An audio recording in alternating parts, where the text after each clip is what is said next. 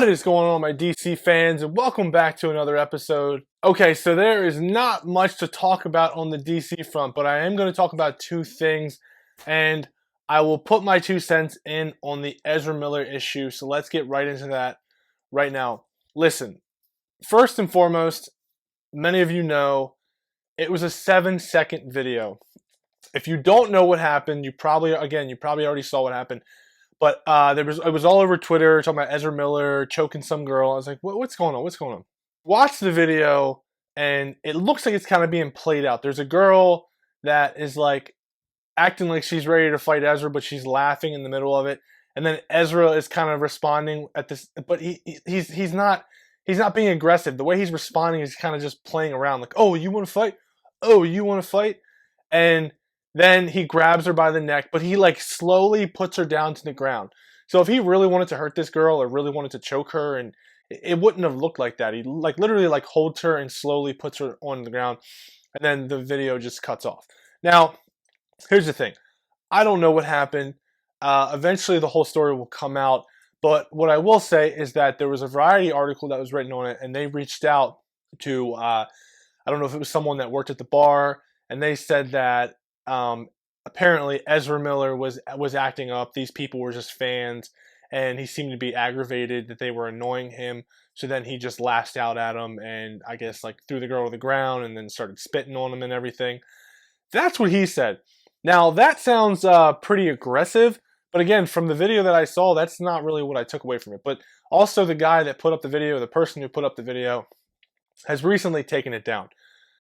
So again, it doesn't look good. And the fact that it was only 7 seconds, that video was definitely longer than 7 seconds. There was a before and there was an after. So again, it's like right in the middle when it looks like things get bad. But eventually that will come out, and that leads us to, do we think that Ezra Miller will be recasted, or do we think that's going to affect the Snyder Cut? Two things. One, I do not think that he will be recasted as the Flash. And two, I do not think it will affect the Snyder Cut. Now listen, if he really did put his hands on this girl and it was a serious altercation, then that's not good at all. Then I would say they're probably gonna go in a different direction with another Flash. But with that being said, with the Snyder Cut, I don't think it affects the Snyder Cut whatsoever because he's a part of the movie. I don't know if you guys know this or not, but there was a Kevin Spacey. He's been canceled for years now because of all the allegations he's had against him. But there was a movie that he filmed with a bunch of other people. I think it was called like the Billionaire Boys Club or something like that. He was in the movie and it bombed, but they released it like maybe a year or two after the allegations, and he was already canceled. They released the movie. He was in it. Like I said, it bombed. It didn't do well at all, but they still released it. Same thing with the Snyder Cut. It's a lot of money. He's in the movie, but he's not the main character. I'm not trying to justify what he did. If he put his hands on a girl, that's no good. Not a good thing at all. I do not think that men should put their hands on women. I'm just saying that from what I saw, what it looks like, it doesn't look that bad. It looks like it was just they were playing around, messing around. That's what it looks like from my end. But it always comes out. The truth always comes out in the end. So let's get on to our next topic and our last topic, which is 4/12. Easter is right around the corner. It's on Sunday. We are slowly approaching. For many of you, 214 in this movement is a big number, 214. So we were expecting something really big to happen on Valentine's Day, which it didn't. This movement, we're always looking for dates, always looking for numbers. That's just what we do. Always looking for the next best, thing, next best event to possibly get that announcement. It gets very exciting. A lot of people from the get-go were saying, 4/12, April 12th, if you flip it, that's what it is. If you flip the 214, it's April 12th, which is Easter, which goes back to Zach saying he has yet to rise.